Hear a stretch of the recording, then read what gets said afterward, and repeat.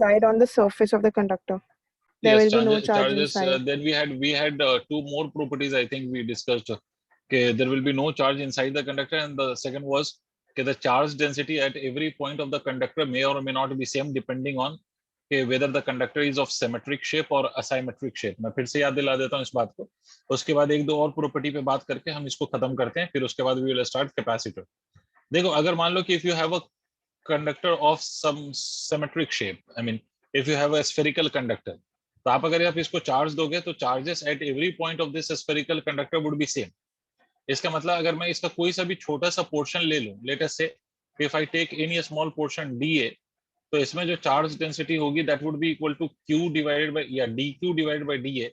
तो at in every small portion the charge density would be same. That means charge per unit area of every small portion of this sphere will be same. But on the other hand, if you don't have a conductor of symmetric shape, for example, let us say ऐसा कोई conductor, ऐसा मुझे भी नहीं पता ये क्या है, but ऐसा कोई conductor है, and if you spread the charge or if you give this the charge to this conductor or you charge up this conductor, so in that case every portion of this will not have the same charge density. इसका मतलब है कि यहाँ पर charge density हर point पर same नहीं होगी. मतलब अगर मैं यहाँ पर देखूं तो यहाँ पर charge density you will observe it to be greater than that of the charge density in this region.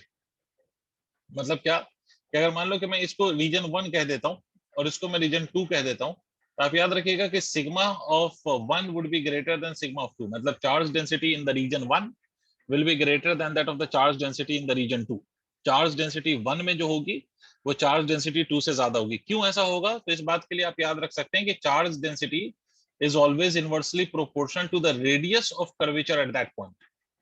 मतलब more is the radius of curvature, less will be the charge at that point, and less is the radius of curvature, more would be the charge at that point. So charge density is basically nothing but inversely proportional to the radius of curvature. Conductor के किसी भी reason का जो charge density है वो से inversely proportional होता है. बात समझ में आ गई?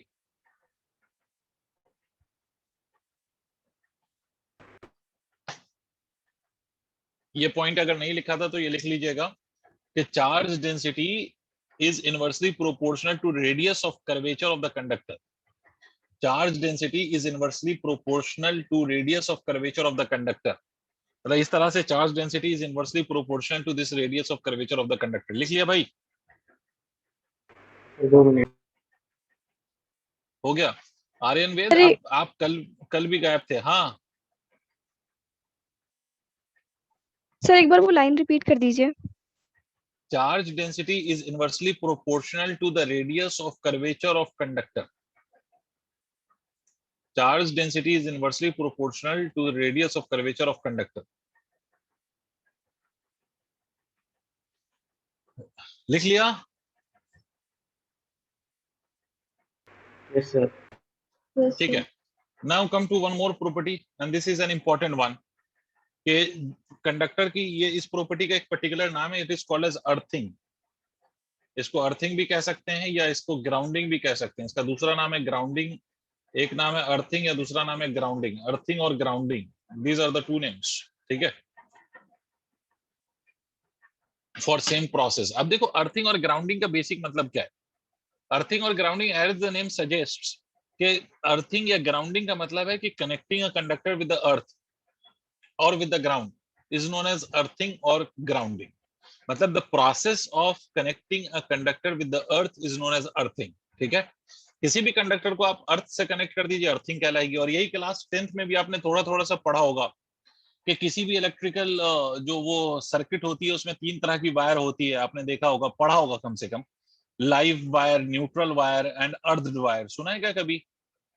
आपने सुना होगा अर्थिंग. मतलब जैसे फॉर एग्जांपल अगर मान लो कि आपका ये हाँ रेड ब्लू वाला, ब्लैक और ग्रीन. Yes sir. ठीक है, तो ये सब पढ़ा है आपने. तो उसी में एक आपने पढ़ा होगा ना कि एक पार्ट हो जाए जिसको हम अर्थिंग कहते हैं. मान लो जैसे ये इलेक्ट्रिकल प्रेस हो या फ्रिज का ये प्लग हो या मान लो कि आपके माइक्रोवेव का ये प्लग हो, किसी का भी प्लग हो, तो उसमें देखते होगे कि 3 पिन होते हैं उसके.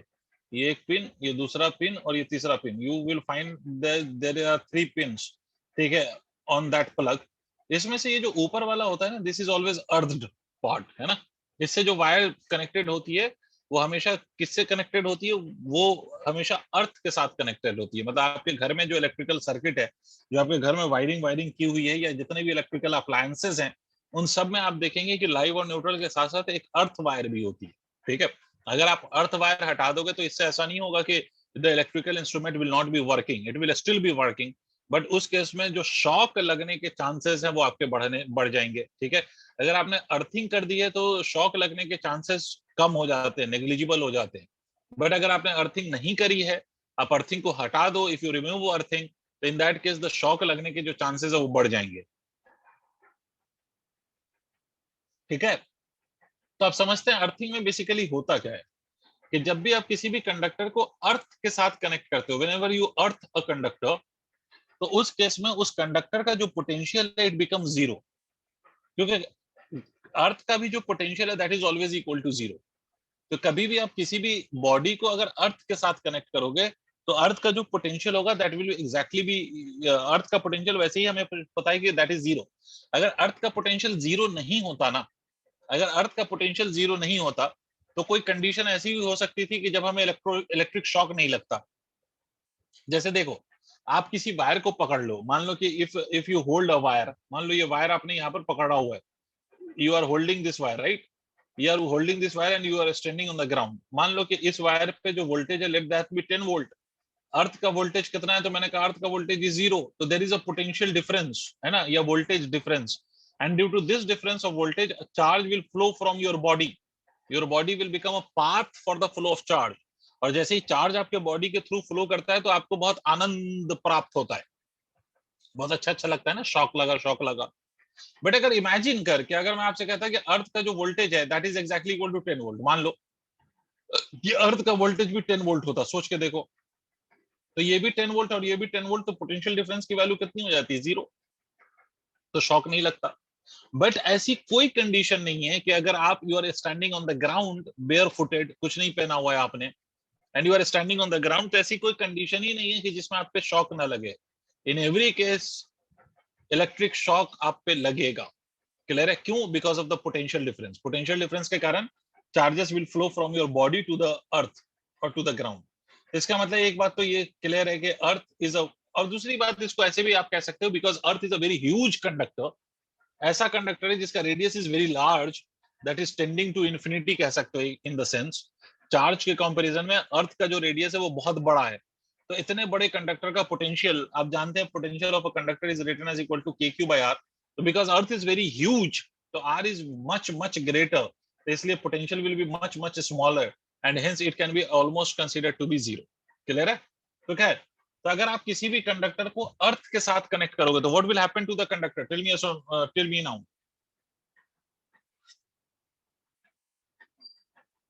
सो उसका पोटेंशियल भी जीरो तो हो इसका जाएगा। पोटेंशियल उतना ही हो जाएगा जितना अर्थ का है, बिकॉज आपको एक प्रॉपर्टी पता होनी चाहिए कि whenever you have a two conductor at different potentials and if you connect the two conductor, the charge from one conductor will flow to the another conductor till their potential becomes equal.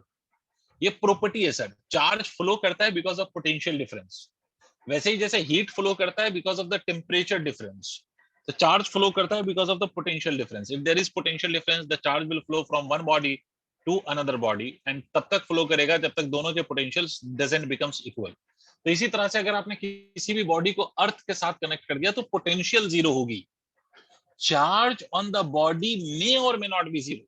इस बात को याद रखिएगा, body पे जो charge है वो zero हो भी सकता है, बॉडी पे जो चार्ज है वो जीरो नहीं भी हो सकता है, सॉरी, बॉडी पे जो चार्ज है वो जीरो हो भी सकता है, या बॉडी पे जो चार्ज है वो जीरो हो भी नहीं, जीरो नहीं भी हो सकता है। बट एक चीज जो जीरो होगी in all the cases of earthing, that is the potential, potential 100% zero होगा of a conductor which is earth. तो लिख लो कि potential of a earth conductor, potential of an earth conductor, potential of an earth conductor is always zero, potential of an earth conductor is always zero, potential of an earth conductor is always zero, the charge on it may or may not be zero, charge on it may or may not be zero, Potential of earth conductor is always zero. Charge on it may or may not be zero.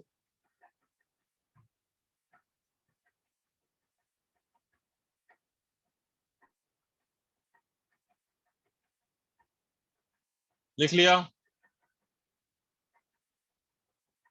Yes, sir. ठीक है, अब देखिए sir ये charge वाली line का समझ नहीं आया। अभी समझाऊंगा। Charge on the earth conductor, वो it is not necessary to be zero always, it may और may not be zero. I will explain that with example, don't worry. But एक बात क्लियर रखिए कि क्या जीरो होगा, that is the potential which will always be zero. Charge may और may not be zero. I will tell you how, why it happens कि charge zero नहीं sir, but आप कह रहे हो कि पोटेंशियल जीरो होगा, ऐसा कैसे सर? तो चलो देखते हैं। सर देखिए, मान लीजिए कि if you are having a conductor like this, let's say you are having a conductor, और अभी मान लो कि अर्थ के साथ कनेक्टेड नहीं है, and you have placed a charge somewhere here at a distance of d, and let us say इसका जो चार्ज है, इसका जो रेडियस है, that is r। This is a spherical conductor, it is nowhere connected to anything, a spherical conductor, और इसके पास हमने एक चार्ज रखा हुआ। तो आपको एक बात मालूम होगी कि सर अगर मैं इस स्फेयर का इनिशियल पोटेंशियल लिखूं, तो don't you think it will be equal to kq by d? Tell me yes और नो। इस स्फेयर का Yes, जो sir. पोटेंशियल होगा, that will be because of this point charge, and what will be that potential? तो that potential will be equal to kq by d। समझ आई बात? I hope ये पॉइंट सबको क्लियर हो गया। टेल मी Yes, यस और no. sir. ठीक है, तो इसका पोटेंशियल kq by d है, I have no issue with that. अब जब हम इसको अर्थ के साथ कनेक्ट करेंगे, तो अर्थ के साथ कनेक्ट करने वाला सिंबल जो होता है, वो समझिए सिंबल क्या होता है। अर्थ के साथ कनेक्ट करेंगे तो इसका सिंबल क्या होगा?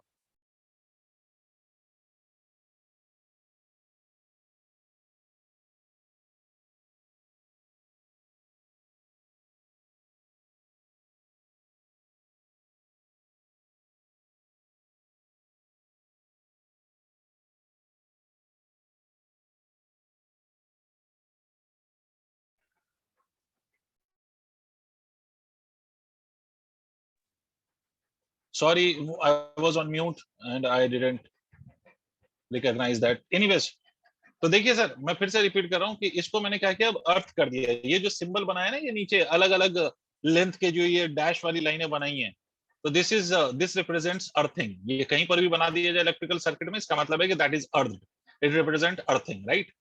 अब मुझे एक बात बताओ, सब सोचो, सब ध्यान से समझो। अर्थ के साथ मैंने इस कंडक्टर को कनेक्ट किया, तो पोटेंशियल कितना होना चाहिए? Tell me that first. Potential कितना होना चाहिए भाई? किसी भी कंडक्टर को अगर if you connect it with earth, तो what would be the value of potential? Sir zero.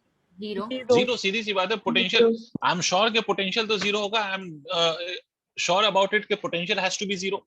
Charge को भी हम देखेंगे कि whether it will be zero और not, but I am sure about the potential कि that has to be zero because it is connected to earth. ठीक है, but try to understand. Aamna Abbas, मुझे एक बात बताइए। Yes, sir. मुझे मालूम है कि इसको अर्थ कर दिया तो इसका net potential should be zero, but अभी इसका पोटेंशियल जीरो हो रहा है क्या? सिचुएशन के हिसाब से देखो, क्या वो जस्टिफाई हो रहा है? बिकॉज इस No, चार्ज sir. का पोटेंशियल तो इसके सरफेस पे है ही ना।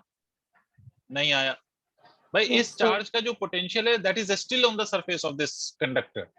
वो तो अभी, लेकिन वो हम कह रहे हैं कि भाई इसको हमने अर्थ के साथ कनेक्ट किया तो इसका नेट पोटेंशियल जीरो होना चाहिए, बट अभी भी आपको पता है कि इस चार्ज का पोटेंशियल तो अभी भी उस पर उतना ही है, kq/d। तो कैसे होगा सर नेट जीरो?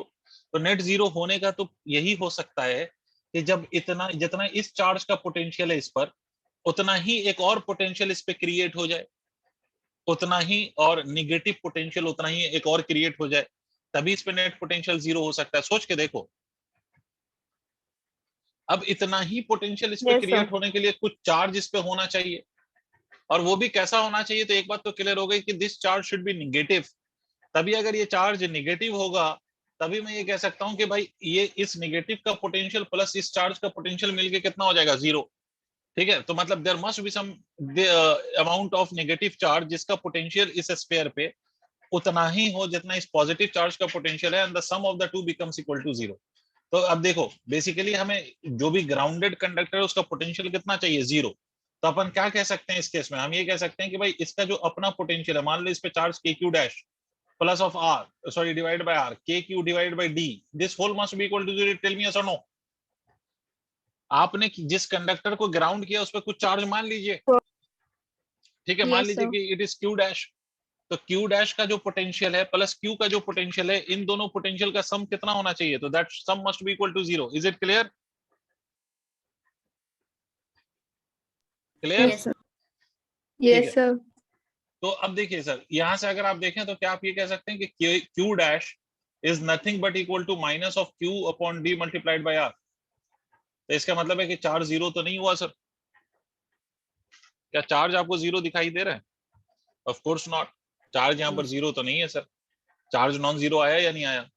भाई चार्ज इसलिए नॉन जीरो आया ताकि वो net potential on the sphere को क्या कर सके, जीरो कर सके। तो मेन पॉइंट क्या है कि अगर आप किसी भी कंडक्टर की ग्राउंडिंग कर देंगे तो what need to be zero is the potential. Charge on the conductor may or may not be zero. I hope I made my point clear to all. Yes, sir. Is it clear to all? Please tell me yes or no.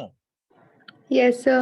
Yes. ठीक है, तो अब आपको समझ में आ गया कि भाई ये हमेशा याद रखिए कि a conductor if it is connected to the ground, तो एक बात तो क्लियर है कि सर उसका क्या जीरो होगा, तो the potential of that conductor will be zero, the charge on it may और may not be equal to zero. Clear है? तो इस पॉइंट को नोट कर लीजिए जल्दी से एकदम खट से, कि अगर आप किसी भी कंडक्टर की ग्राउंडिंग करेंगे तो ग्राउंडिंग करने पर उसका पोटेंशियल जीरो होता है, उसका जो चार्ज है वो मे और may not become equal to zero. ठीक है, नोट करिए, आगे बढ़ते हैं।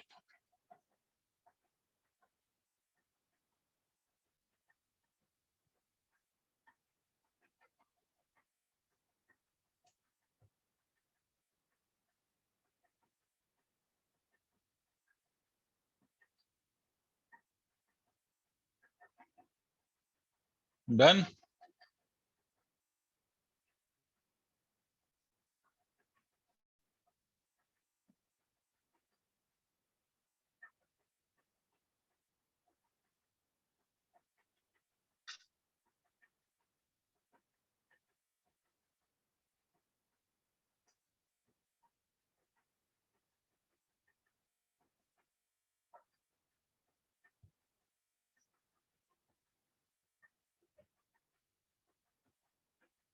हो गया? अच्छा, इसमें एक छोटा सा पॉइंट और लिख लेना, नोट। एक छोटा सा पॉइंट लिख लो, नोट। नोट में लिख लो for an earthed conductor, note में लिखिए फॉर एन अर्ध कंडक्टर, किसी भी अर्ध कंडक्टर के लिए, for an earthed conductor, for an earthed conductor charge is not conserved. For an earthed conductor charge is not conserved, मतलब अगर कोई कंडक्टर अगर आपने अर्थ कर दिया, उसकी अर्थिंग कर दी है, तो याद रखिएगा कि उस पर चार्ज कंजर्व नहीं रहता। Charge doesn't remains conserved on a conductor which is earth. Clear है? मैं इसका अभी मतलब समझा देता हूं जल्दी से। देखिए सर, अगर मान लीजिए कि इसी में अगर मान लो कि मैं आपसे ये कहता, इस पे तो इनिशियली हमने कोई चार्ज नहीं माना था, बट अगर आप इमेजिन करिए कि मान लीजिए इस पे कुछ हम इनिशियली चार्ज मानते, लेट अस से the initial charge on this is Q. ठीक है, इस पे अगर हम मान लेते हैं कि there is some charge Q, ये ग्राउंड करने से पहले, है ना, इस पे इनिशियल चार्ज कितना है, क्यू है, but the moment you will ground it this charge will change and it will become something Q dash. नहीं आ रही बात समझ में? लॉजिकली सोचोगे तो तुम्हें इसका आंसर पता चल जाएगा ऐसा क्यों हो रहा है। फिर से मेरी बात सुनो, अगर इस कंडक्टर पे कुछ चार्ज भी है ना, मान लो कि किसी कंडक्टर पे कुछ चार्ज है, मान लो ये कोई कंडक्टर है, इस पे कुछ चार्ज है क्यू, जैसे ही मैं इसको अर्थ के साथ कनेक्ट करूंगा, इसके आसपास कोई और नहीं है, इसको अर्थ के साथ कनेक्ट करूंगा, तो क्या होगा, उसी इंस्टेंट पे ये क्यू चेंज होकर कुछ और बन जाएगा, क्यू डैश, जिसकी वैल्यू कुछ और होगी। नहीं आया? अरे तुम्हें मेरी बात समझ में आई? किसी भी कंडक्टर की अगर आप अर्थिंग कर दें या ग्राउंडिंग कर दें, तो उस केस में क्या होगा, उसका चार्ज कंजर्व नहीं रहेगा, है ना। The moment you ground a conductor, the moment charge will also change, charge will no longer be conserve for a conductor which is earth. Did you understand? Hello sir एक और बार बता दीजिए please. फिर से मेरी बात सुनिए, अगर आप किसी भी कंडक्टर की अर्थिंग करेंगे ना, तो उस कंडक्टर पे चार्ज का कंजर्वेशन मेंटेन नहीं रहेगा, मतलब charge will not be conserved for a conductor which is earth, मतलब for a grounded conductor conservation of charge is doesn't holds. पहले ये बताओ, ये मतलब सेंटेंस समझ में आया? Yes sir. अब यस सुनो, सर। अगर मान लो कि मैं आपसे कहता हूं कि यहाँ पर कुछ चार्ज था इस कंडक्टर पे, already there was some charge sitting on it, तो इसका इनिशियल पोटेंशियल इस केस में आप क्या लिख रहे होते? तो के Q by D plus of के क्यू डिवाइडेड बाई आर, यही लिखते इस केस में initial potential of the sphere. सोच के देखिए आप, और नहीं समझ में आया तो प्लीज पूछिए। Yes, sir. ठीक है, अब इस केस में ये इस पे पोटेंशियल है भाई के Q by D plus of के क्यू बाई आर। अब इमेजिन करो कि अगर मैंने इसकी ग्राउंडिंग कर दी और ये चार्ज चेंज नहीं हो, if this charge doesn't changes, अगर ये चार्ज इतना ही रह जाए, तो फाइनल पोटेंशियल भी आपको नहीं लगता कि फाइनल पोटेंशियल भी इतना ही होगा फिर तो, जबकि फाइनल होना कितना चाहिए? 0। नहीं आया भाई। अगर if this charge is not suppose to change, तो उस केस में आप क्या कहेंगे? उस केस में आप कहेंगे कि फाइनल पोटेंशियल उतना ही होगा जितना इनिशियल है, जबकि आपको मालूम है कि किसी भी कंडक्टर की अगर मैं ग्राउंडिंग कर दूं तो उसका final potential should become equal to 0 और नॉट। तो इसका मतलब है कि जिस कंडक्टर की ग्राउंडिंग Yes, की है आपने, उस पर चार्ज उतना ही नहीं रहेगा जितना पहले था। अगर वो चार्ज उतना ही रह गया तो फिर तो पोटेंशियल ही नहीं बदलेगा ना, तो इसका मतलब है कि चार्ज चेंज होगा भाई। नहीं आया, अरे नहीं आया, आया नहीं आया? क्या सर? तो आ गया तो बोल Yes, नहीं sir. रहे हैं आप लोग भाई। जवेरिया, नदीम, मैत्री, टीशा, इंसिया, आर्यन, क्या हो गया आप लोगों को? बात मेरी समझ आई या नहीं आई? मैं दोबारा बता सकता हूं अगर आपको नहीं समझ आई हो तो। भाई मैंने आपसे क्या बोला कि कोई कंडक्टर अगर उसकी ग्राउंडिंग आप कर देंगे या उसकी अर्थिंग कर देंगे, तो पॉइंट ये है कि उस पर नेट पोटेंशियल 0 होना चाहिए, और नेट पोटेंशियल 0 होने के लिए चार्ज को चेंज होना पड़ेगा। चार्ज उतना ही अगर रह गया तो फिर पोटेंशियल 0 कैसे होगा? आपको नहीं आया? आ गया सर। आ गया। Yes, sir. क्लैरिटी है? तो इसलिए याद रखिएगा कि कंडक्टर विच इज अर्थ, मतलब ऐसा कंडक्टर जिसकी अर्थिंग हुई है। अर्थ कंडक्टर के लिए हमेशा इस बात को याद रखिएगा कि आपका charge on the earth conductor will not be conserved. अगर वो कंजर्व हो गया तो भाई तो पोटेंशियली चेंज नहीं होगा, जबकि आपको मालूम है कि ऐसा कंडक्टर जिसकी अर्थिंग हुई है उसका पोटेंशियल शुड बी 0। ठीक है, चलिए आगे बढ़ते हैं। तो these were the properties of a conductor, these were the properties of conductor. Clear? एक और छोटी सी बात जो आप लोगों को बुक के अंदर दिखाई देगी वो भी मैं बता देता हूँ, उसके बाद कैपेसिटर स्टार्ट करता हूँ। प्रॉपर्टी में एक और मैं बता देता हूँ, उसके बाद मैं आगे की कहानी स्टार्ट करता हूँ। ठीक है सर? तो प्रॉपर्टी में एक और देख लीजिए, उसके बाद हम आगे की कहानी स्टार्ट करते हैं। तो देखिए सर, एक और चीज ये है कि मान लीजिए अगर कोई कंडक्टर है, लेटेस्ट से कोई भी किसी भी शेप का कंडक्टर, आई डोंट नो, किसी भी शेप का कोई कंडक्टर बना लो आप, ऐसे बना, मान लो ये कोई कंडक्टर है और इस कंडक्टर में हमने कैविटी बना दिया। Do you know what is cavity? Do you understand what is cavity? Cavity मतलब एक Yes, ऐसा sir. रीजन जिसमें कोई मटेरियल नहीं है, मतलब इसके अंदर हमने कैविटी ले लिया। कैविटी किसी भी शेप का हो सकता है, मान लो ये कैविटी, ये हमारा कैविटी है, मतलब यहाँ पर मटेरियल ऑफ द कंडक्टर नहीं है, यहाँ पर मटेरियल ऑफ द कंडक्टर नहीं है। It's a cavity that we have taken or that we have made inside a conductor. ये इस कैविटी में, इस कैविटी, ये कैविटी है, इस कैविटी में मटेरियल ऑफ द कंडक्टर नहीं है। आपने सुना होगा ना कि दांतों में कैविटी, कैविटी क्या होता है? खोखलापन, मतलब खाली जो हो जाता है उसी को कैविटी कहते हैं। एक बॉडी के अंदर कुछ खाली पोर्शन बना दो तो कैविटी बन जाएगा वो। ठीक है, अब इस कैविटी में एक दो बातें याद रखिएगा। कैविटी के अंदर नेट फील्ड हमेशा 0 होती है, और कैविटी के अंदर जो हमारा चार्ज है वो कभी भी कैविटी के अंदर नहीं रह सकता। Net charge on the in the cavity will always B 0। ऐसा क्यों? I will prove that, but पहले फिर से मेरी बात समझो। कैविटी के अंदर इलेक्ट्रिक फील्ड विल बी 0 और कैविटी के अंदर net charge will also be 0। How and why? तो लेट अस अंडरस्टैंड। इसके लिए आप ऐसा समझें कि ये मैं कोई गॉसियन सरफेस ले रहा हूं, ध्यान से सुनिएगा, और नहीं समझ में आए तो पूछिएगा। ये कोई गॉसियन सरफेस ले रहा हूं जस्ट आउटसाइड द कैविटी। इसका क्या मतलब हुआ आमना? इतना जो स्ट्रेस मैंने डाला इस बात पे, जस्ट आउटसाइड, इसका क्या मतलब हुआ? आमना तो मतलब उसके अंदर कोई भी मटेरियल नहीं होगा गॉसियन सरफेस के अंदर। नहीं नहीं, मैं कह रहा हूँ कि I have taken a Gaussian surface just outside. इसका मतलब बहुत बाहर बनाया है या मतलब बहुत पास बनाया? Very good Maitri, very good. एकदम surface Gaussian to surface. Surface just outside, just outside. Just का मतलब ये हो गया आउटसाइड द कैविटी। जस्ट का मतलब ये हो गया बिल्कुल एकदम इस कैविटी के सरफेस के को टच करता हुआ, ऐसा समझिए आप। बिल्कुल एकदम इस कैविटी के सरफेस के एकदम पास, एकदम पास, ठीक है। Just outside the cavity but inside the conductor, just outside the cavity and inside the conductor. Conductor के अंदर तो है ये गॉसियन सरफेस, बट कैविटी के कहां पर है? Just outside, inside the conductor. Just outside the cavity but inside the conductor. Clear? अब मुझे एक बात बताओ कि electric field inside the conductor कितना होता है? कंडक्टर के अंदर सर इलेक्ट्रिक फील्ड 0 कितना होता है? Zero. Inside zero conductor sir. Obviously it is equal to 0। तो ये इस देयरफॉर गॉसियन सरफेस के अंदर इलेक्ट्रिक फील्ड कितना होगा? 0 होगा, सीधी सी बात है।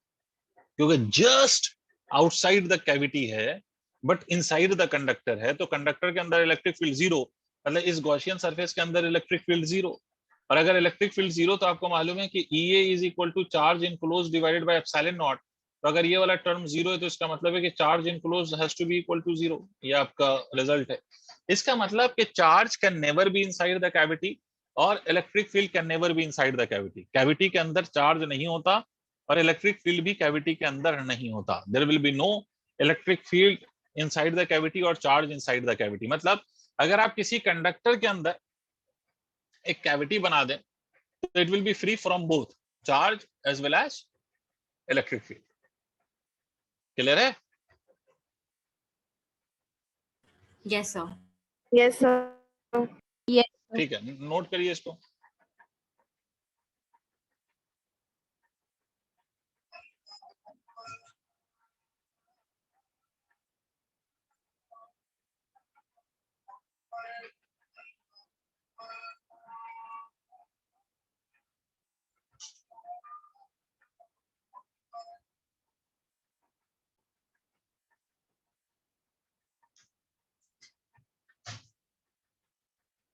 Done sir, done.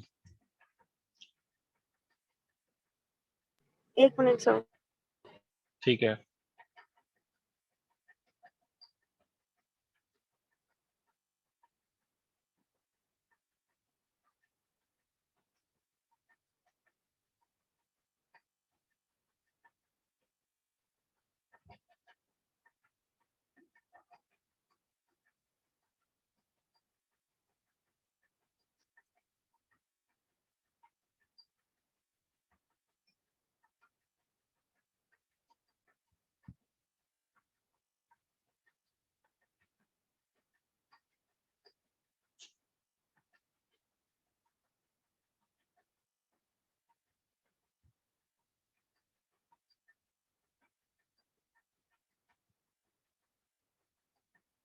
डन। ठीक है, चलिए, if it's done then let us check if it is done.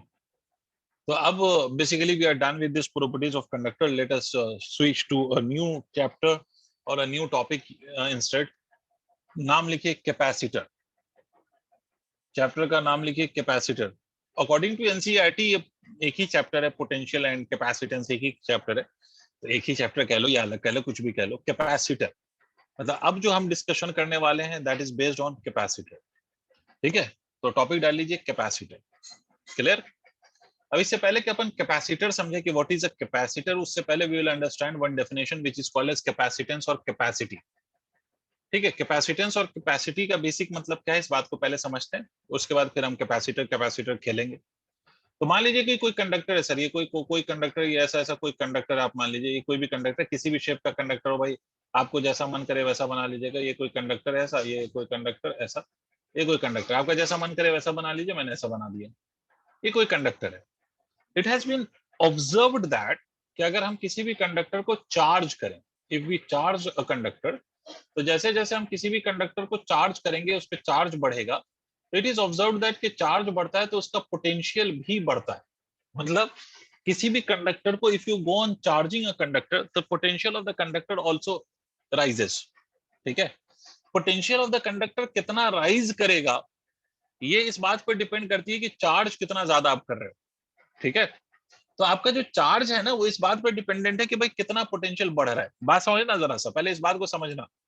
देखो एक बात समझो, एक्चुअल फिजिक्स के टर्म्स में अगर मैं बात करूं तो कुछ लोग इसको ऐसे भी बताते हैं, मेरी बात सुन लेना, मैं किसी को वो नहीं कर रहा, मैं किसी को कि भाई ये गलत बताते या सही बताता है, मैं अपनी लॉजिक दे रहा हूं। और मैं आपसे ये कह रहा हूं कि कुछ लोग ऐसे भी बताते हैं। क्या कहते हैं लोग, मैं बताता हूं। लोग ये कहते हैं कि sir V is proportional to Q और Q is proportional to V, एक ही बात है। या आपको ऐसा दिखा होगा शायद क्लास 10th में, अगर आपको याद हो, V is directly proportional to I। Have you seen this kind of relation in class 10? Ohm's law पढ़ा है क्या? बेटा अच्छा रिस्पॉन्ड करोगे तो अच्छी फिजिक्स Yes, पढ़ाऊंगा। sir. Yes, sir. Yes, sir. Yes, sir. ठीक है, Yes, तो sir. लोग ये भी कहते थे भाई I is directly proportional to V, तो इसीलिए V is directly proportional to I, तो V is equal to IR। अच्छा भाई ठीक है, अगर मान लेता हूं मैं आपकी बात कि ये दोनों अगर सही हैं, तो फिर यहाँ क्यों नहीं लिखा गया कि I is equal to VR? फिर यहाँ क्यों लिखा गया V is equal to IR? Question arises कि जब ये अपने आप में ये भी सही है और ये भी सही है, तो फिर इसको सही रखो ना। हम इसको क्यों नहीं सही मान रहे? I is equal to VR। तो ये कंफ्यूजिंग स्टेट है ये। जैसे ये और ये कंफ्यूजन बुक्स के द्वारा ज्यादा स्टार्ट हुई है। यहाँ पर भी कहते हैं V is proportional to Q या Q is proportional to V, तो Q is equal to CV। अच्छा ऐसा है तो फिर इसी को प्रोपोर्शनल डालो ना, फिर V is equal to CQ लिखो। फिर ये क्यों मानूं मैं, ये क्यों नहीं मान रहे हो फिर, जब ये दोनों बातें बराबर हैं? तो सारी बात समझे, तो पहले एक बात समझिएगा, इसमें एक ही रिजल्ट सही है, दोनों रिजल्ट सही नहीं है। यहां पर रिजल्ट ये है कि Q is directly proportional to V, मतलब पीपल ऑब्जर्व दैट कि charge is proportional to V। ये सही नहीं है कि V is proportional to Q। दोनों का मतलब मैं समझाने की कोशिश कर रहा हूं, समझ। चार्ज कितना ज्यादा कंडक्टर को दिया जा सकता है वो उस कंडक्टर के वोल्टेज पे डिपेंड कर रहा है,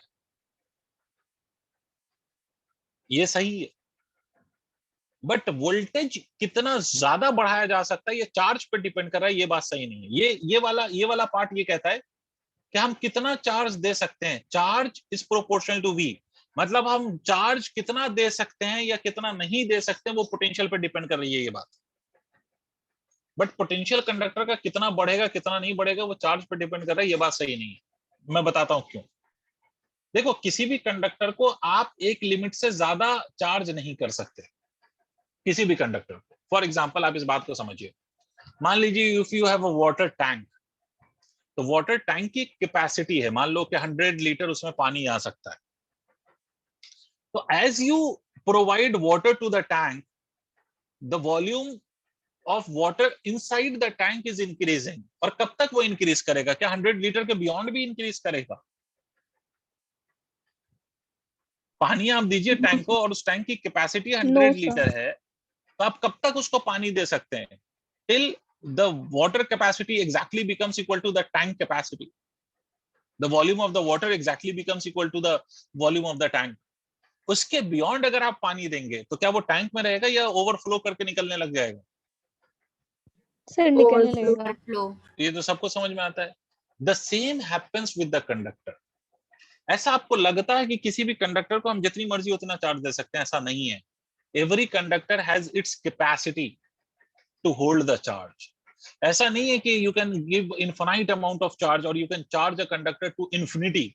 देखो ये बात में कंफ्यूज मत हो जाना, मैंने कहा था कंडक्टर के अंदर चार्ज इंड्यूस होता है, ठीक है, मतलब वो इंड्यूस तब तक होगा जब तक एक्सटर्नल फील्ड इंटरनल फील्ड के बराबर नहीं होए, वो एक अलग बात है। Induction is a different thing and here you are charging the conductor. तो अगर आप कंडक्टर को चार्ज कर रहे हो तो you can not charge a conductor to infinite value. There will always be a certain limit up to which you can charge a conductor, and that limit would be the limit of potential. कि मतलब आप उतना ही charge दे सकते हैं जब तक आपका कंडक्टर एक पर्टिकुलर वैल्यू ऑफ वोल्टेज पे नहीं पहुंच गया। The moment that conductor reaches to a particular value of voltage, अगर आप उसके बियॉन्ड चार्ज देने लगोगे तो उस केस में क्या होगा? इट विल अपीयर दैट के charge will start leaking out. वो एक अलग चीज है, उस पर मैं डिस्कशन अभी नहीं कर रहा। बट आप इस लॉजिक को समझें कि आप किसी भी कंडक्टर को उसके कैपेसिटी के बराबर ही चार्ज दे सकते हो भाई। ये तो रियल लाइफ है ना, आप कितना खाना खा सकते हो अपनी कैपेसिटी के अनुसार। आप ऐसा थोड़ी है कि आपका खाना और हाथी का खाना कैन बी इक्विवेलेंट, भाई दोनों ही तो खाना खा रहे हैं, तो हाथी को जितना दिया उतना ही आपको खिला दूं, पॉसिबल है क्या? अरे हाँ ना बोलना पड़ेगा। No sir. मैं नहीं खेल रहा, नो तुम लोग सर। बोलते ही नहीं हो। इसीलिए याद रखो कि charge doesn't decides the potential, but potential of a conductor decides the charge on it. कि अगर किसी की पोटेंशियल 10 वोल्ट तक हो सकती है, मतलब किसी कंडक्टर की लिमिट है, limit of voltage is 10 volt, तो आप उसको चार्ज तभी तक कर सकते हो जब तक उसका वोल्टेज 10 वोल्ट नहीं हो गया हो। Once it reaches to 10 volt, after that you cannot charge it further, because the more you provide the charge, all the charge will be leaking out from the surface of the conductor, the way that water flows out from the tank when you reach its capacity. समझ आ गई बात? तो इसलिए ये दोनों बातें same नहीं है। अगर कोई कहता है सेम है तो इसका मतलब है बेवकूफ बना रहा है आपको। ये और ये दोनों बातें सेम नहीं है। चार्ज डिसाइड नहीं करेगा पोटेंशियल को, पोटेंशियल डिसाइड करेगा भैया चार्ज को। समझ गए? तो इसलिए Q is directly proportional to V, तो Q is written as equal to CV। Q किसके बराबर होगा? C इंटू V के बराबर है। क्लैरिटी है? आई होप क्लियर हो गया होगा। ये यहां पर जो ये C है ना, इसी को हम कैपेसिटी या कैपेसिटेंस कहते हैं। कैपेसिटी या इसी को हम कहते हैं कैपेसिटेंस। अब ये कैपेसिटी या कैपेसिटेंस क्या है, तो इसकी डेफिनेशन ही ये बात बता रही है कि ये जो C है इसको दो तरह से हम डिफाइन करेंगे। इसका C का मतलब होता है the ability of a conductor to hold the charge और टू स्टोर द चार्ज। मतलब किसी कंडक्टर की वो एबिलिटी जिसके कारण वो कुछ अमाउंट ऑफ चार्ज को होल्ड करके रख सकता है, पकड़ के रख सकता है या स्टोर कर सकता है, that is basically called as capacity. तो कैपेसिटी क्या चीज है, तो इसको याद रखिएगा कि it is ability of conductor to hold the charge. किसी भी कंडक्टर की वो एबिलिटी जिसके कारण वो चार्ज को स्टोर करके रख सकता है। कितना चार्ज स्टोर करके रख सकता है, कितना कम या कितना ज्यादा, that is basically called as capacity. पहला पॉइंट सबको क्लियर है? हाँ ना बोलो। अभी बहुत सारी चीजें सिखा सकता हूँ मैं इस छोटी बात में, जैसा रिस्पॉन्ड करोगे वैसा पढ़ाऊंगा, ईमानदारी वाली बात। Yes, sir. सर बोलना Yes, sir. पड़ेगा Yes, तभी sir. अच्छा पढ़ाऊंगा। Yes sir. ईमान से कह रहा हूँ, बोलोगे तो अच्छा पढ़ाऊंगा, नहीं बोलोगे तो स्किप मार मार के निकल लूंगा। मतलब स्किप का क्या मतलब, उस लेवल पे जाऊंगा ही नहीं।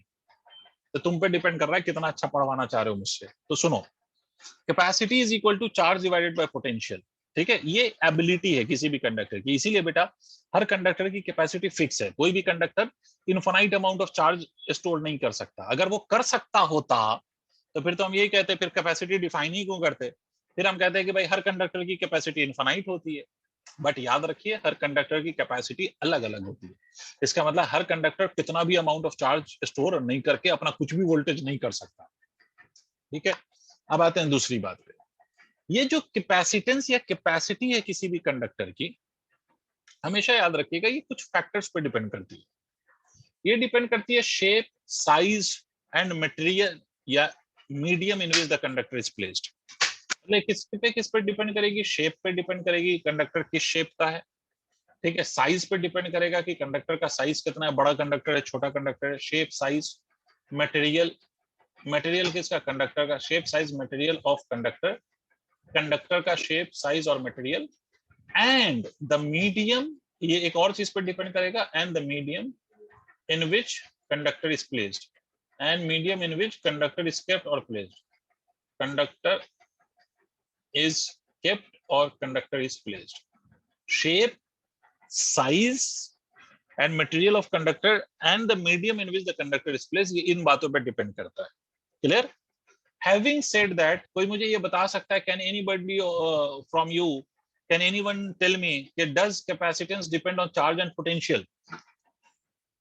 Does capacitance of a conductor depends on charge and potential? क्या चार्ज और पोटेंशियल पे कैपेसिटेंस डिपेंड करता है किसी कंडक्टर का? कोई भी make a guess. Isha, can you guess it? Sir yes. No it doesn't. क्योंकि वैसे अगर आप लोगों की बुद्धि चल रही हो तो पहले ये पता चलेगा कि भाई ये इन फैक्टर्स पे डिपेंड करता है। तो उसमें कहीं पर भी मैंने चार्ज और वोल्टेज तो लिखा ही नहीं है, है ना। इस बात को ऐसे समझो कि मैं आपको थोड़ा सा क्लास 10th पे ले जाता हूँ। रेजिस्टेंस याद करो, वोल्टेज डिवाइडेड बाय करंट होता था, रेजिस्टेंस ऑफ अ कंडक्टर। मगर क्या रेजिस्टेंस वोल्टेज या करंट पे डिपेंड करता है? याद करो ठीक से हर नो बच्चा। Sir. No, no sir. Sir.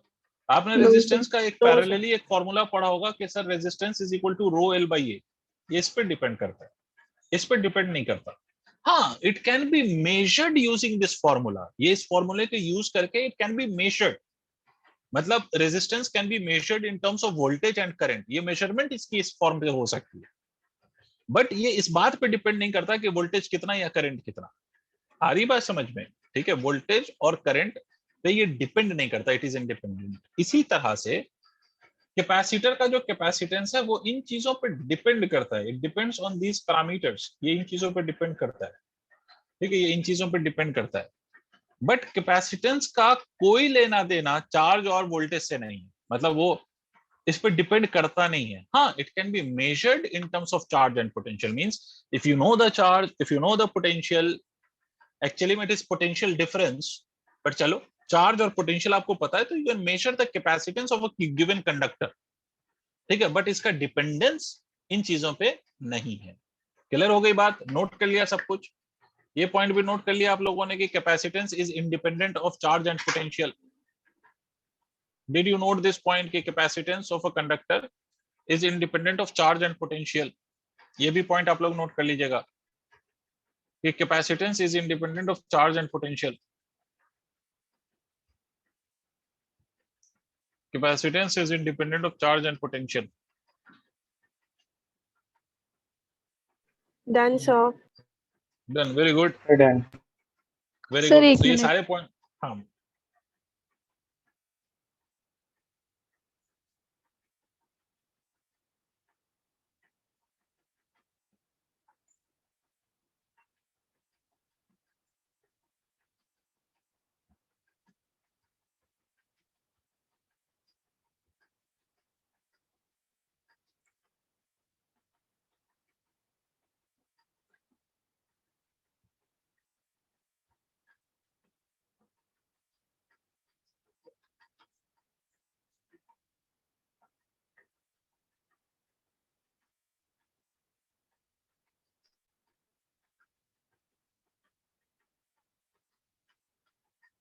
is it done now? Yes, sir. ठीक है, नाउ लिसन टू मी। एक बात तो क्लियर हो गई, व्हाट इज कैपेसिटेंस और कैपेसिटी। कैपेसिटेंस का ही दूसरा नाम कैपेसिटी है। अब कुछ और बेसिक बेसिक पॉइंट। इसका जो एसआई यूनिट होता है, एसआई यूनिट ऑफ कैपेसिटेंस और capacity, SI unit is farad, ठीक है, फैराड।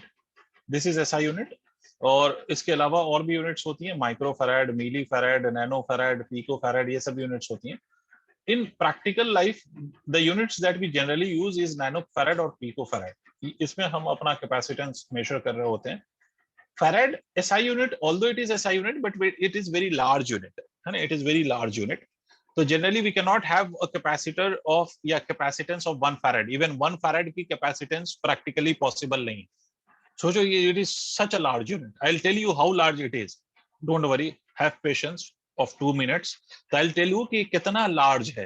बट आप एक बात समझिए कि although the SI unit is farad, but हमारा जो practically 1 farad के कैपेसिटेंस का भी कंडक्टर होना पॉसिबल नहीं है, ठीक है। देखो कैसे, इसको समझने के लिए आप एक छोटा सा पॉइंट समझें कि capacitance of spherical conductor, capacitance of spherical conductor, spherical conductor, किसी स्फेरिकल कंडक्टर का कैपेसिटेंस, किसी भी स्फेरिकल कंडक्टर का कैपेसिटेंस कितना होता है? What is the value of capacitance of spherical conductor? अब ये क्यों बता रहा हूं सर, क्या जरूरी है स्फेरिकल कंडक्टर का ही कैपेसिटेंस? नहीं सर, किसी भी कंडक्टर का कैपेसिटेंस हो सकता है। तो फिर why are you measuring the capacitance of spherical conductor? Because capacitance measure करने के लिए we need 2 things. One is its potential and another one that we need is the charge. अब हमें स्फीयर का पोटेंशियल पता है सर, स्फीयर का potential आप लोगों को पता है, फॉर्मूला पता है, इसीलिए हम स्फीयर कंसीडर कर रहे हैं, ठीक है। मान लीजिए it's a spherical conductor,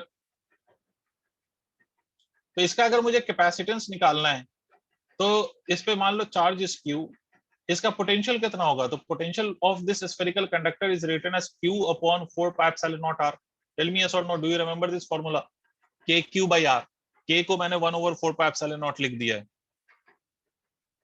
Is it clear? Yes, sir. Yes, sir. तो कैपेसिटेंस लिख लें बेटा, Q डिवाइडेड बाय V. इसका मतलब क्या हो गया? Q divided by Q upon 4 pi epsilon naught R.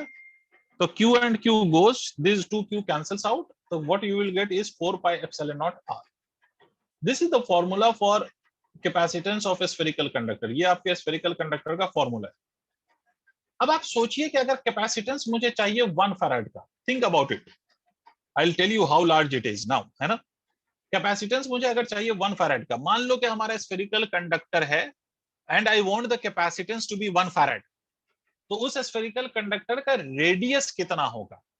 ये तो निकाल सकते हैं by this formula that we have here.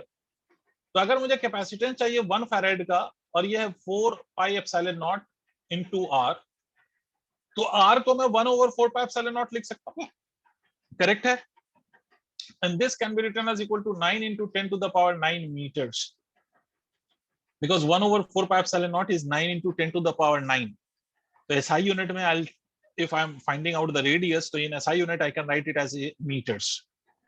अब देखो, तुम ध्यान से देखो, आपको मालूम है ये अगर इसको मैं फर्दर लिखूं तो मैं लिख सकता हूँ 9 into 10 to the power 6 kilometre, है ना भाई? 9 मीटर को I can write it as 10 to the power 6 kilometre if I'm not wrong.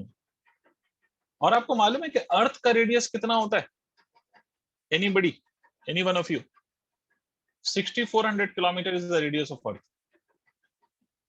अब मुझे बताओ कि इस कंडक्टर का रेडियस ज्यादा है या अर्थ का रेडियस ज्यादा है?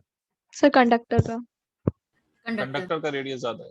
क्या is it possible to have a conductor which is even greater in comparison to the earth radius? Obviously it is not possible, right? ऐसी पॉसिबिलिटी हो ही नहीं सकती कि आप एक कंडक्टर बना लो जिसका size even it is greater than that of the earth. ऐसा पॉसिबल ही नहीं है. ठीक है, तो इसीलिए ये भी पॉसिबल नहीं है कि आपके किसी भी कंडक्टर का जो कैपेसिटेंस हो वो 1 फैराड हो सके. ये इतना सा भी पॉसिबल नहीं. ठीक है, ये भी पॉसिबल नहीं है कि आप किसी कंडक्टर का कैपेसिटेंस का मतलब it is such a large unit.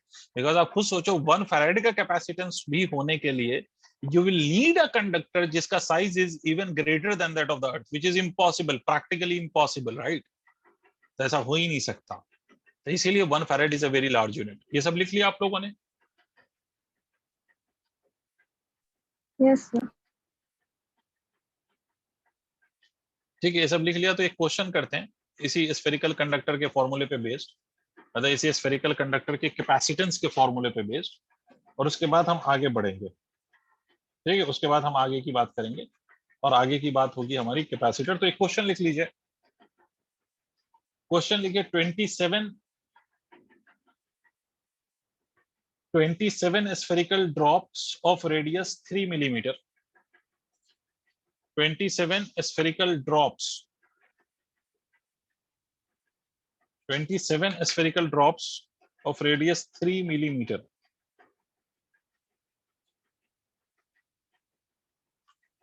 Of radius 3 millimeter and carrying 10 to the power minus 12 and carrying 10 to the power minus 12 coulomb. फिर से मैं रिपीट कर रहा हूं, 27 spherical drops of radius 3 millimeter and carrying 10 to the power minus 12 coulomb of charge are combined. Coulomb of charge are combined to form.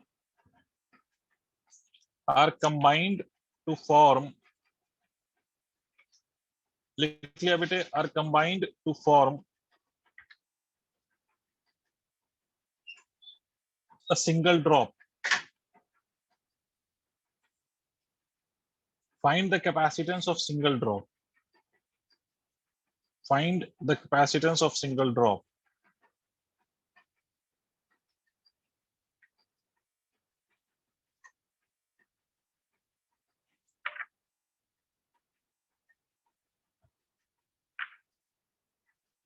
Did everyone write the question?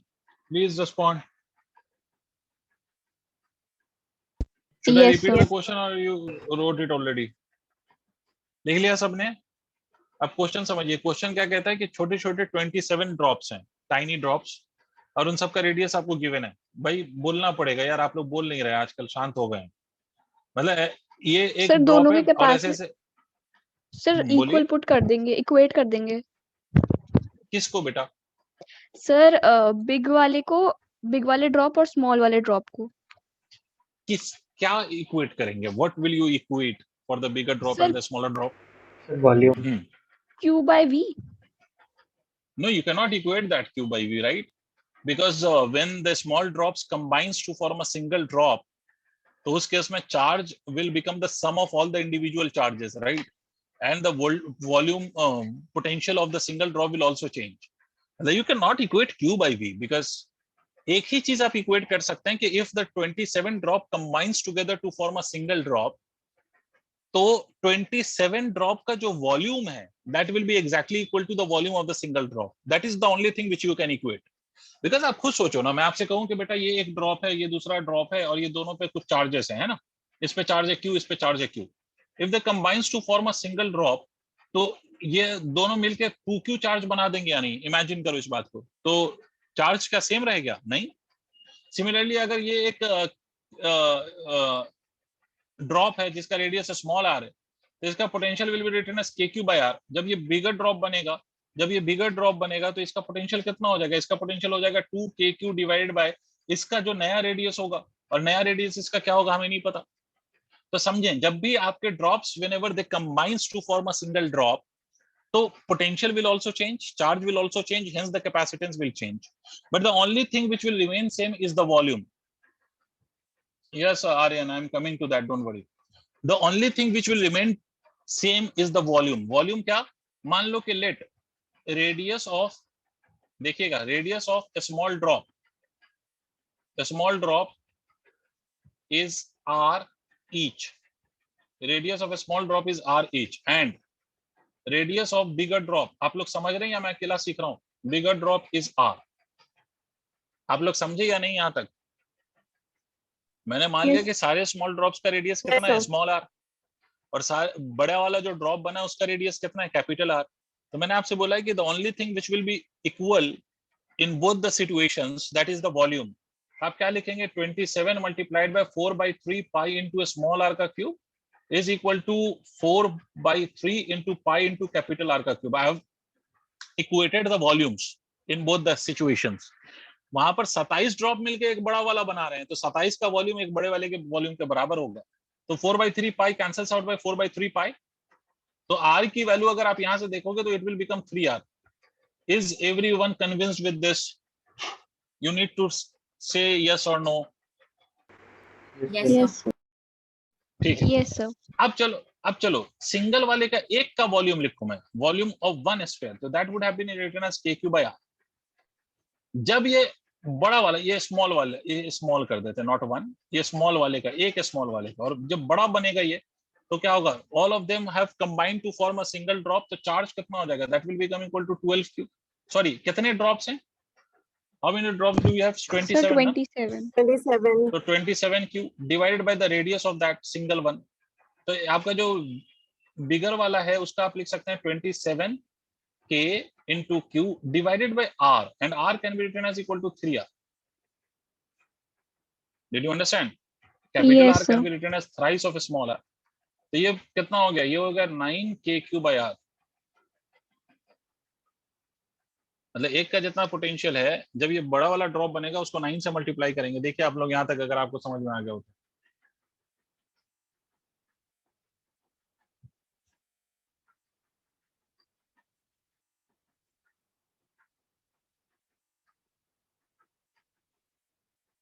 Yes, sir. Is it clear? Yes, sir. ठीक है.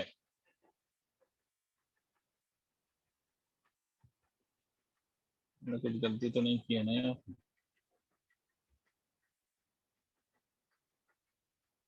ठीक है, I have done everything correct. तो potential of the bigger drop हमें पता चल गया. तो कैपेसिटेंस लिख लें हम. कैपेसिटेंस क्या लिखेंगे आप? कैपेसिटेंस सिंगल वाले का आप लिखेंगे 4 pi epsilon not multiplied by R. Capacitance अगर हमें लिखना होता तो कैपेसिटेंस एक सिंगल वाले का हम क्या लिखेंगे, 27 टाइम्स चार्ज है divided by what, divided by the potential, potential is equal to 9 kq divided by r लिख सकते हैं हम। Potential is equal capacitance is equal to charge divided by potential कर सकते हैं ना। वैसे कैपेसिटेंस तो इससे भी ज्यादा आसान तरीके से निकाल सकते थे आप। यहां तक सबको समझ में आ गया है? Yes, sir. तो इस कैपेसिटेंस को अगर आप चाहें तो इसके लिए आपको इतनी मेहनत नहीं भी करनी थी, इसके बिना भी हो जाता ये। चलो आप कर लिया तो कर लिया है। इसमें आप देखिए ये Q से ये Q कैंसिल हो जाएगा, ये 3 हो जाएगा। तो कैपेसिटेंस को अगर आप देखोगे तो ये 3 और नीचे 1/4 पाई एप्सिलॉन नॉट है, ये भी ऊपर चला जाएगा और R भी ऊपर चला जाएगा। तो 3 times of 4 pi epsilon not R के बराबर हो जाएगा। मतलब एक का जो कैपेसिटेंस है ना उसको आप 3 से मल्टीप्लाई कर दीजिए तो you will get the net capacitance. और एक का कैपेसिटेंस आपको गिवन है क्या इस केस में?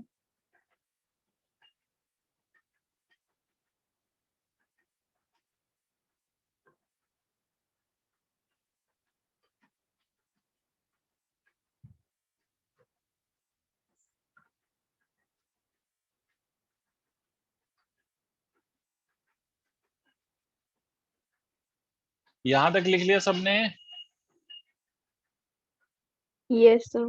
Yes, sir. इसको आप ऐसे भी लिख सकते हो ना, 3 into 9 into 10 to the power 9 multiplied by small R भी हमें नहीं पता है, तो कैपिटल आर के टर्म्स में अगर ये रिजल्ट लिखें, स्मॉल आर हमें गिवन है, रेडियस हमें गिवन है ना हर स्फीयर का। Yes, sir. And what is the value of that? 3. 3 mm. 3 what? 3 Radius mm. is 3 mm. तो 3 इंटू 10 टू द पावर -3 लिख दीजिए।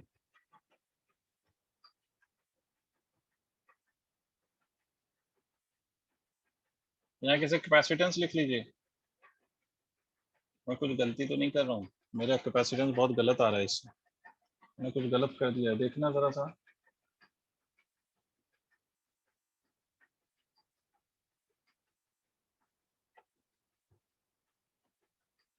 मैंने गलत किया है and you didn't tell me कि where did I made a mistake. ये 9 इंटू 10 टू द पावर नहीं होगा, ये 1/9 इंटू 10 टू द पावर 9 होगा। Is it clear?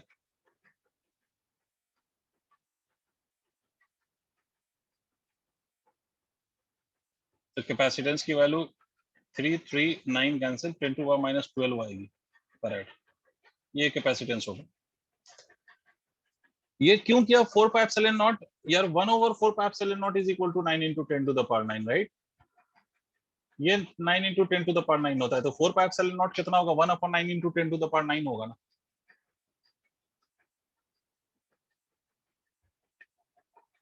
अरे नहीं आया तो मुझसे पूछो, मैं फिर से बता देता हूँ।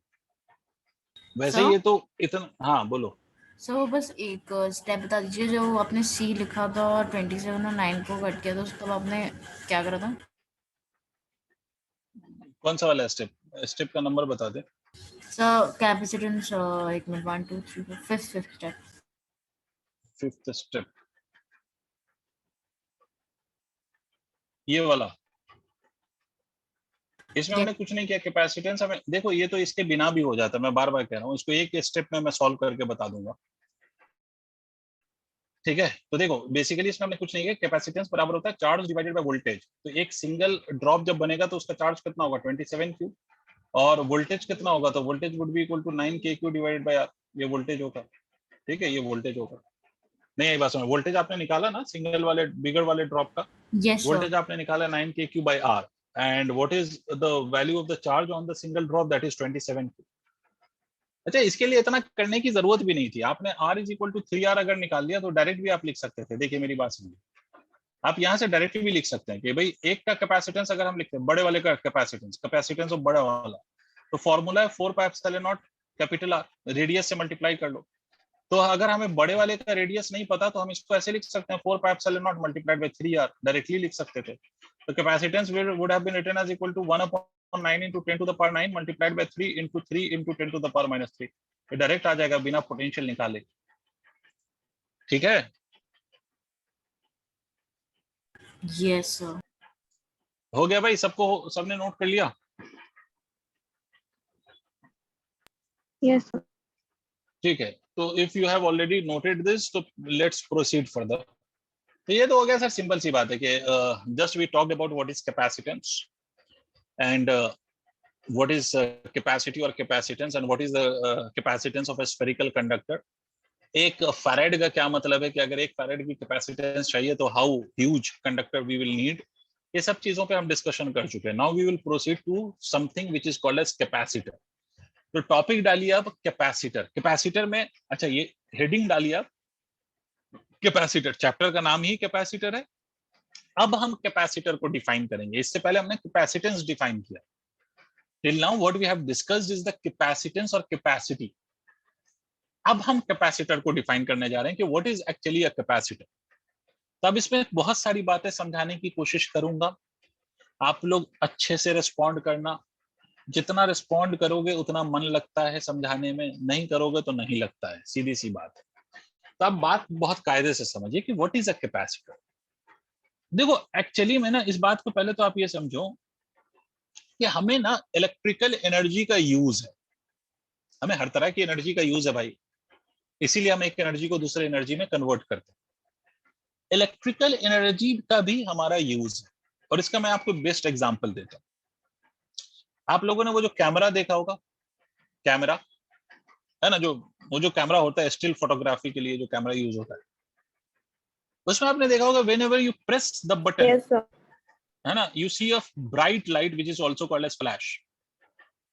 देखा ना, आप बटन प्रेस करिए और एक Yes, sir. बहुत ब्राइट लाइट Yes, उससे निकलती है ना, उसका जो वो फ्लैश होता है उससे बहुत ब्राइट लाइट निकलती है। ठीक है, आप उस कैमरे के अंदर आपको अगर सेल देखोगे ना तो you will be using maximum of 3, 4, 5 volt of cell. 5 volt cell की इतनी कैपेसिटी नहीं है कि वो इतनी ब्राइट लाइट प्रोड्यूस कर दे, समझिएगा। 5 वोल्ट का सेल लगाओगे ना तो बहुत छोटा सा एक पीला सा, बहुत छोटा सा पीला सा बल्ब जला सकते हो, जैसे टॉर्च में जलता है ना। अभी वाले टॉर्च नहीं, जो एलईडी वाले टॉर्च नहीं, जो पहले टाइम में टॉर्च आते थे जिसमें बैटरी लगता था, एवर एडी का, देखा है क्या? Yes. Yes, sir, देखा है। देखा Yes, है sir, ना। देखा अभी है। वो वाले नहीं जो चार्ज वाले चार्ज हो जाते हैं वो टॉर्च, उसकी बात नहीं करो, पहले वाले बैटरी तो उसमें छोटा सा बल्ब, पीली सी रोशनी, ऐसा। ठीक है, तो बेसिकली एक बात तो क्लियर है कि सर वहां पर ये सेल का काम नहीं है इतनी ब्राइट लाइट प्रोड्यूस करना, तो एक्चुअली में वहां पर जो यूज होता है दैट इज कैपेसिटर। इसी तरह से आप बायो वाले लोग हैं, आपको मालूम है वो जो हार्ट अगर बंद हो जाए ना, तो आपने देखा होगा ना, मूवीज के अंदर भी देखा होगा, चेस्ट पे प्रेस करते हैं ना, ऐसे कुछ वो होता है मशीन जैसा, उसको पहले ऐसे टच कराते हैं, फिर प्रेस करते, फिर टच कराते हैं, फिर प्रेस करते हैं, देखा है कभी? Yes, sir. Yes, sir. है ना। और बाहर जो है वो Yes, sir, देखा है। बाहर जो होती है वो कन्या बच्ची जो हीरोइन कहलाती है मूवी की, वो बाहर बैठ के प्रार्थना कर रही होती है, गाने गा रही होती है, भक्ति में लीन होके, और अचानक पेशेंट मर के जिंदा हो जाता है, देखा होगा आप लोगों ने हिंदी मूवीज में। Yes, ठीक है, sir. खैर, Yes. तो वो एक्चुअली में है, वो एक्चुअली Yes, में sir. उसमें भी कैपेसिटर है जो एनर्जी को प्रोवाइड करता है। बेसिकली उसकी सारी की सारी एनर्जी एक बार में चेस्ट में डंप होती है। इसका मतलब यह है कि बेटा इलेक्ट्रिकल एनर्जी की हमें आवश्यकता है, हमें उसका यूज है। अब देखो, एक तो चीज होती है कि जिसका यूज हो तो मतलब बहुत थोड़ा थोड़ा सा यूज हो, मतलब धीरे धीरे धीरे धीरे मिल रहा हो, चल रहा हो, मिल रहा हो, चल रहा हो। एक चीज ऐसी होती है जहां पर हमें यूज है और बहुत ज्यादा क्वांटिटी में यूज है, एक ही बार में, बहुत ज्यादा क्वांटिटी में एक ही बार में हमें एनर्जी चाहिए। जैसे फॉर एग्जांपल, मान लो मैं आमना के घर गया। आमना आप दिल्ली में है, दिल्ली की है कहीं और की है? सर यूपी की हूँ पर रहते दिल्ली में। हाँ ठीक है, यूपी में कहाँ से हैं आप? सर कानपुर। कौनपुर? गानपुर? कानपुर कानपुर सर। अच्छा Kanpur, oh sorry sorry, sir. My mistake, oh sorry for that. और दिल्ली में कहाँ रहती हैं आप? घबराइए नहीं, हम लोग आएंगे नहीं। दिल्ली सर जामिया नगर। अच्छा अच्छा, अपना अपना अपना, ठीक है, चलो ठीक, ऐसे नहीं अपना पराया, Yes, मतलब sir. Known to me that Jamia Nagar, anyways. तो खैर, मैं आपसे ये कह रहा हूँ कि मान लीजिए कि मैं आमना के अब्बास के घर गया और मैंने उससे 1 लीटर पानी मांगा और इसने गुस्से में थी, ये पता नहीं किसी बात से गुस्सा आ गया होगा कि मास्टर बहुत ज्यादा बोलता रहता है, तो इन्होंने पानी फेंक दिया फ्लोर पे और कहा मास्टर ले समेट ले पानी। क्लियर? इसका ये मतलब नहीं कि मैं किसी को खराब बताना चाह रहा हूँ, मैं आपको सिर्फ एग्जांपल दे रहा हूँ, तो इसको एग्जांपल के हद तक ही समझें आप लोग, है ना। तो मान लीजिए उन्होंने फेंक दिया और मुझे पानी इकट्ठा करना है, तो मैं थोड़ा थोड़ा थोड़ा थोड़ा थोड़ा पानी इकट्ठा करूंगा फ्लोर से जितना भी कर पाऊं, ठीक है। अब मैं मान लो कि मैं आर्यन भाई के घर गया। आर्यन, आई होप तुम नोएडा में रहते हो शायद। सर फरीदाबाद। फरीदाबाद, हाँ फरीदाबाद, ठीक। तो अगर मान लो आर्यन भाई के मैं घर गया और आर्यन भाई से मैंने 1 लीटर पानी मांगा, तो इनका मान लो मूड अच्छा था उस दिन, इन्होंने 1 लीटर पानी बॉटल में भर के दिया मुझे। अब मुझे बताओ, मुझे किस चीज की जरूरत थी कि आमना जो पानी फेंक के दे रही है उससे मैं समेटता रहूं और पीता रहूं, उसकी जरूरत थी, या मुझे इस भी बात की जरूरत थी कि कोई मुझे इकट्ठा इतना पानी दे दे ताकि मैं एक बार भी कड़ाक से पानी पी लूं? समझ रहे हो मेरी बात? सर Yes, इकट्ठा। sir. तो बेसिकली हमें कई बार कई सारी चीजों की जरूरत पड़ती है जो इकट्ठा चाहिए होता है ना। तो कैपेसिटर भी बेसिकली ऐसा ही इंस्ट्रूमेंट है। कैपेसिटर एक ऐसा ही इलेक्ट्रिकल डिवाइस है जो एनर्जी को स्टोर करता है, इलेक्ट्रिकल एनर्जी को, और एक ही बार में हमें वो एनर्जी प्रोवाइड कर देता है। कैपेसिटर क्या चीज है? अगर आपसे कोई पूछे कैपेसिटर क्या है, तो कैपेसिटर एक ऐसा डिवाइस, इलेक्ट्रिकल डिवाइस या ऐसा सर्किट एलिमेंट है जो चार्ज को नहीं बल्कि एनर्जी को स्टोर करता है। और उसको एनर्जी को स्टोर करने के लिए ये अलग बात है कि उसको चार्ज होना पड़ता है, तभी वो एनर्जी को स्टोर करके रख पाता है। अगर वो चार्ज है, अगर वो चार्ज नहीं है तो वो एनर्जी को स्टोर करके नहीं रख पाता है। अभी आते हैं उस बात को, बट पहले आपको ये बात समझ में आई कि कैपेसिटर क्या चीज है? एनर्जी को स्टोर करने वाला यंत्र है, चार्ज को स्टोर करने वाला नहीं, एनर्जी को स्टोर करने वाला। और इसकी जरूरत हमें पड़ती है अलग अलग जगहों पे। जैसे मैंने अभी कैमरे का एग्जांपल लिया था, तो याद रखिए कैमरे में वो पीछे कैपेसिटर होता है, वो कैपेसिटर अपनी पूरी एनर्जी एक बार में दे देता है, फ्लैश लाइट जलता है।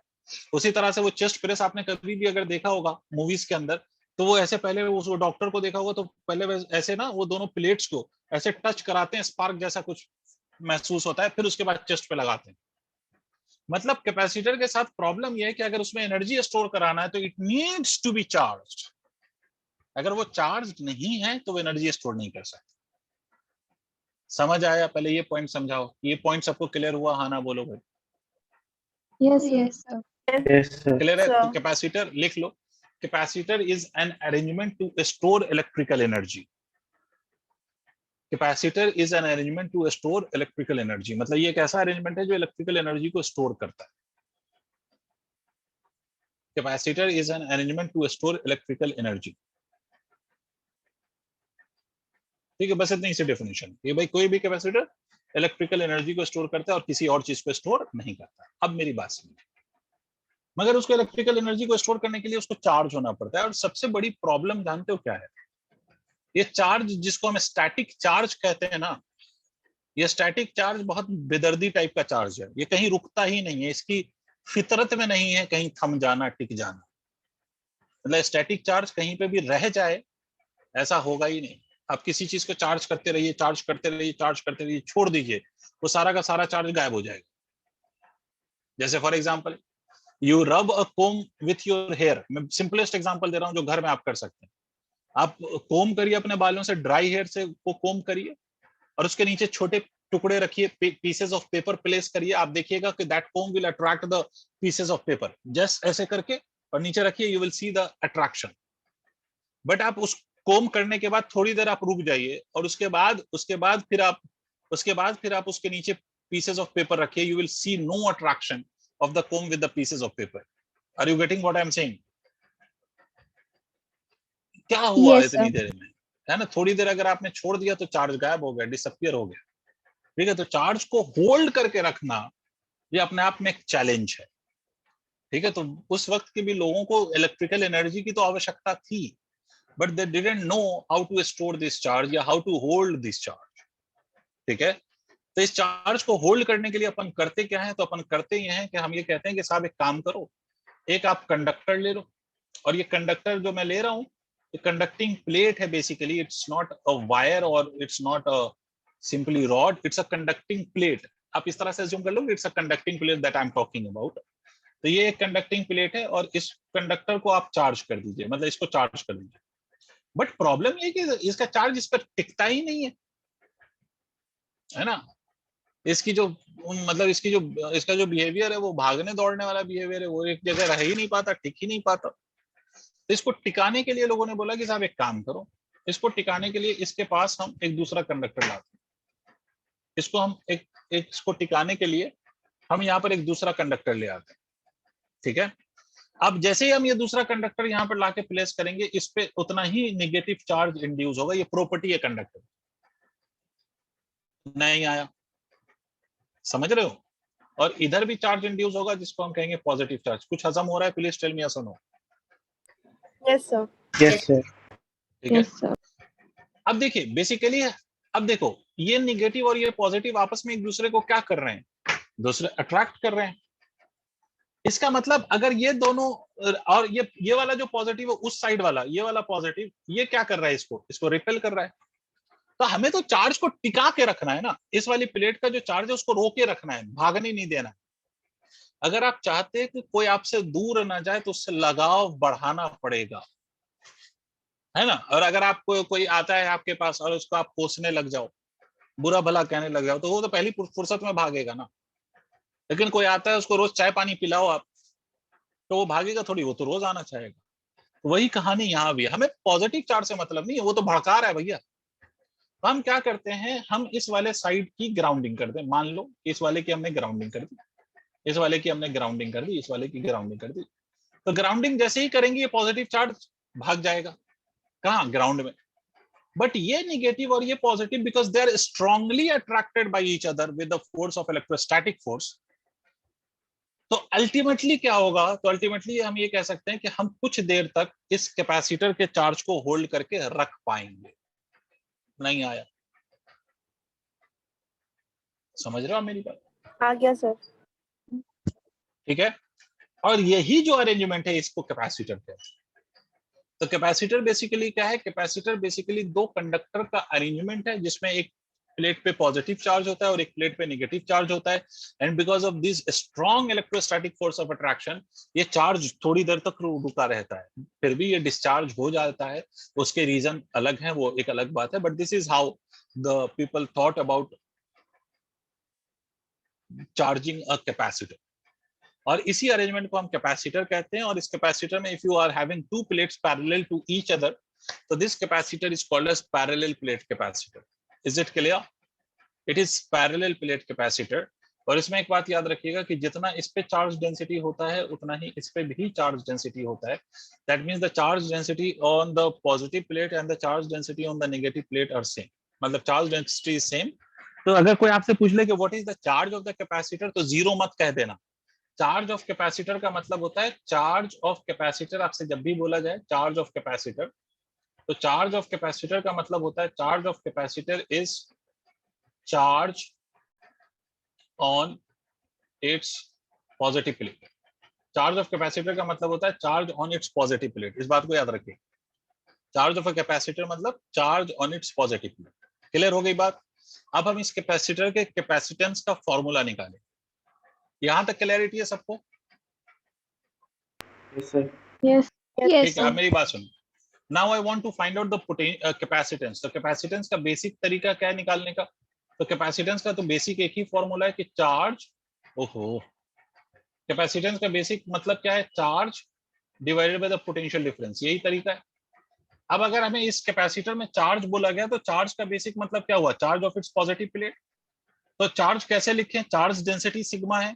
इसमें कुछ पैरामीटर्स आप मान लीजिए. ये मान लीजिए A is area of each plate. दोनों प्लेट का सरफेस एरिया है each plate.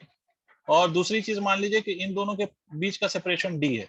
D is separation between the two plates. Separation between two plates. D क्या चीज है? इन दोनों के बीच का सेपरेशन.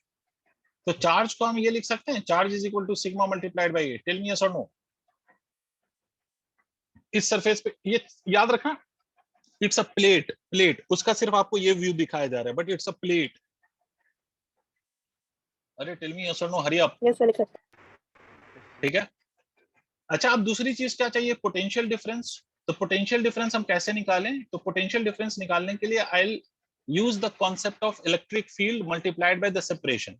आपको याद होगा पोटेंशियल डिफरेंस को हम ऐसे लिख सकते हैं, E multiplied by the length, electric field multiplied by length, यही फॉर्मूला यूज करेंगे। ये पॉजिटिव चार्ज की electric field sigma upon 2 epsilon naught, negative charge की electric field sigma upon 2 epsilon naught. तो दोनों की फील्ड क्या होगी, ऐड हो जाएगी, और दोनों की फील्ड अगर ऐड हो गई तो क्या हो जाएगी, सिग्मा अपॉन एप्सिलॉन नॉट। ठीक है, दोनों की फील्ड ऐड होके क्या बन जाएगी, sigma upon epsilon not. This is E net. Did you understand? You have to respond. तो पोटेंशियल डिफरेंस आप क्या लिखोगे, Yes, sir. Potential difference will be electric field multiplied by D, that is equal to sigma upon epsilon not multiplied by D. आप capacitance के फॉर्मूले में रख दीजिए, तो sigma A divided by sigma upon epsilon not multiplied by D. तो sigma से sigma cancel हो गया, तो capacitance is equal to epsilon not A by D. This is the capacitance of parallel plate capacitor, where A is the surface area of the plate. अब वो plate किस shape का लिया है उस पे उसका सरफेस एरिया डिपेंड करेगा। जरूरी नहीं है कि प्लेट आप रेक्टेंगुलर शेप लो, स्क्वायर शेप हो सकता है, रेगुलर शेप हो सकता है, रेगुलर शेप हो सकता है, कुछ भी हो सकता है। तो what ever the plate you have chosen, उसका ये एरिया है। एप्सिलॉन नॉट आपको मालूम है कि ये परमिटिविटी है ऑफ एयर, बिकॉज इन दो प्लेट के बीच में कोई और मटेरियल नहीं है अदर देन एयर। और D क्या है, तो D is the separation between the two plates. So this is finally the formula for the capacitance. Please note it down.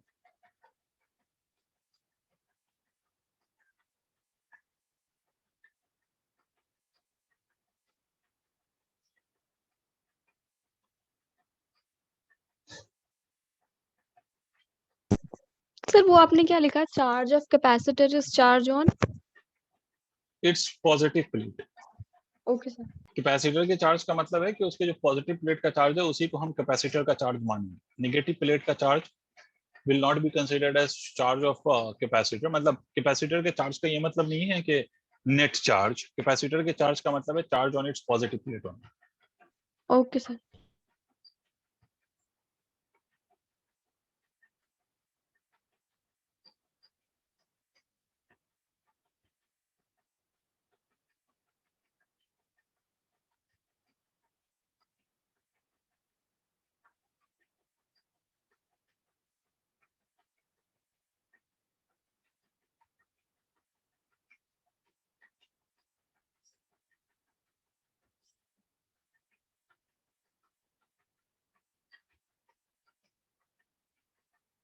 हो गया बच्चों? Yes sir. Wait. Okay, I'm waiting.